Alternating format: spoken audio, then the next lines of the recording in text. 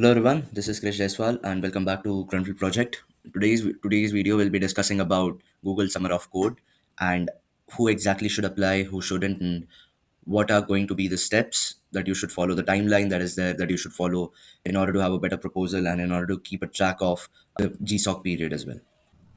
So there is a disclaimer that I give to everyone, which is if you want to do GSoC, do it for the knowledge.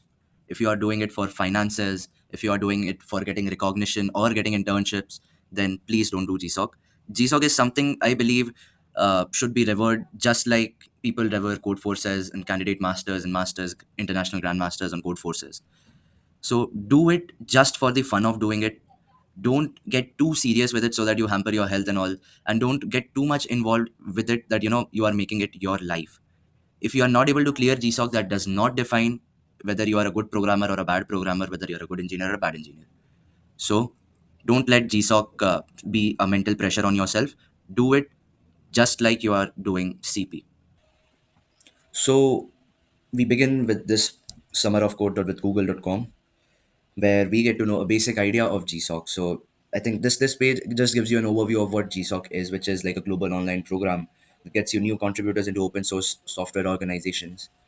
Started in 2005 and until 2021, it was focused on bringing university students into open source. Now the program is also expanded to welcome students and beginner contributors to open source who are 18 years or above to apply. So accepted GSoC contributions, why exactly you should do GSoC, that is something I'll tell you. This program helps you gain exposure to real world software development. Setting up a huge code base in it itself a huge achievement. And since softwares are open source, you're also going to have a huge community to collaborate with. The GSoC period is basically of 3 months. So in those 3 months, depending upon the size of the project, small, medium, and huge, depending on that, you also get stipends. So like for a small project, you might get a 700 USD stipend, whereas for a large project, you would get a $3,000 stipend.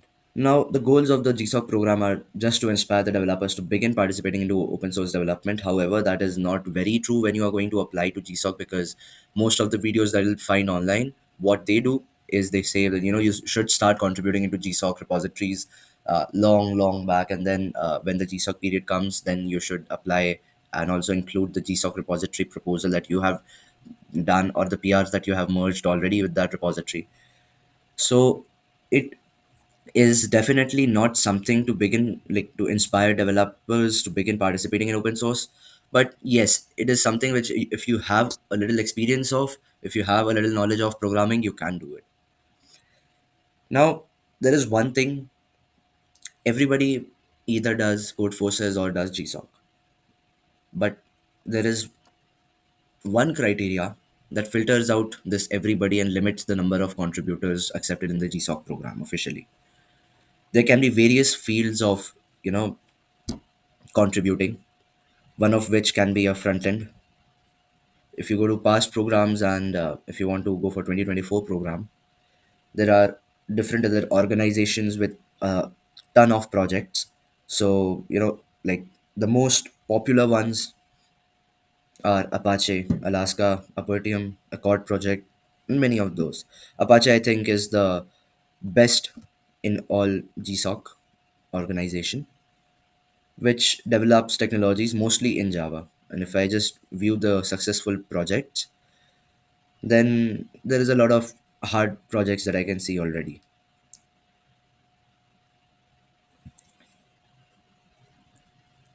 So applying to many famous repositories will require prior experience. But there are other repositories as well where you can, there are other organizations as well where you can apply and maybe easily get selected. In fact, let me just give you my take on this. I have seen applications and applicants having minimal no coding experience and just getting accepted into GSoC. So if they can get this done, you also can get this done. But there is one thing: who should apply? People who already know programming or who already have a hint of what programming is all about, they can apply. Although create during the creation of a proposal, it all depends on your soft skills. How exactly are you creating the proposal, drafting that, and then proposing that to the mentor or the mentoring organization. It really depends on what kind of proposal and how good proposal you are writing. For that, you can visit a website. So you can go to this website and you'll actually find a lot of detailed thing on making the first contact, choosing an organization, finding the right project for yourself, and writing a proposal as well. So in case of writing a proposal, you need look. What I have seen in organizations is people have their own version of GSoC proposal, which is generally available on their wiki. Now, wiki is a section kind of like a documentation itself. If I go to my GitHub, show you a wiki, and I just take a repository from here. 2024. Okay, view project details, view code. Oh, so I think they do not have a wiki. No problem, but generally repositories do have a wiki file where they give a description of how to set up your project and how to proceed forward with your project to start contributions in their repository. So it is better that you figure out all of this, you keep the organization decided so that it's easier for you to navigate through this GSOC period. A quality proposal might include a title, synopsis, benefits to community, deliverables, and some related work. Well, there is a lot of things that is included in a proposal. In fact, you should also try to propose a timeline under which you'll be covering the entire project.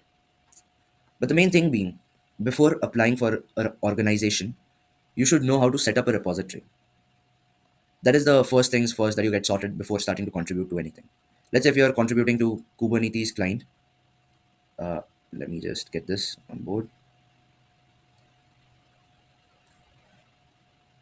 Let's say if you're contributing to Kubernetes client, then you should make sure that the Kubernetes client is installed and its version, like it's working totally fine on your end. You're able to set up this Kubernetes client on your local system and run them. Majorly, there is a section contributing.md. You would find things here around, the code of conduct, the contributor guide, and all. So this is just for a Java Kubernetes client. Well, there are other repositories as well. I've just taken this as an example. Here, if you see, you have the wiki, and here in the wiki section, there are things that you would require to understand this project totally, and get started with actually running the code on your local system. So you should know to set up the repository. If you don't, get in touch with the mentor or the reviewer for that particular issue and get the things sorted from their end as well. Ask them what exactly and how exactly are they going to set up the repository. But before asking them, I would suggest read the wiki and read the readme files and the docs that they have provided, so as to not blatantly go and question them that I'm not able to set up the repository, so if you can help me. All of this is still a proposal. Submit a good proposal and enroll yourself as a GSOC contributor. Also, there are multiple questions like what languages should we choose if we are a beginner to start contributing into open source. Well, for this there is no specific answer. All I've seen about a lot of languages, Python, JavaScript, they have a good level of they have an extensive code base.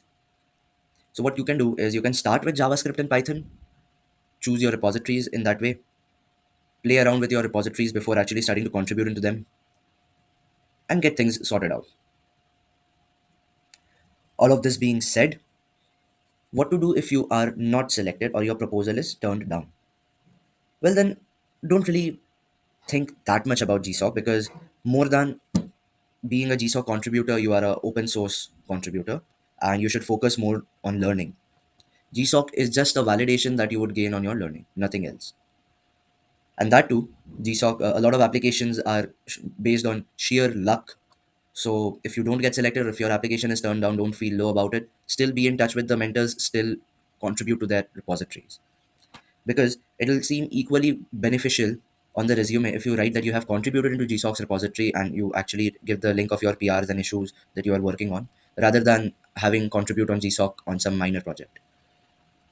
So all that being said, you can also go to the GSOC timeline for 2025. I think the application for contributors would start on March 24. So till then, you have time in order to set up the code base and all. So February 27 is the potential GSoC contributors application discussion, and GSoC contributor application period begins on March 24. So all of this done. Best of luck for your GSoC applications, and hope to see you there as well. If you require any help, I'll be available on this email address of Project Grunfeld. So you can reach me out, or you can even fill a Google form that will be circulating so that all your doubts could be covered into one place. Thank you.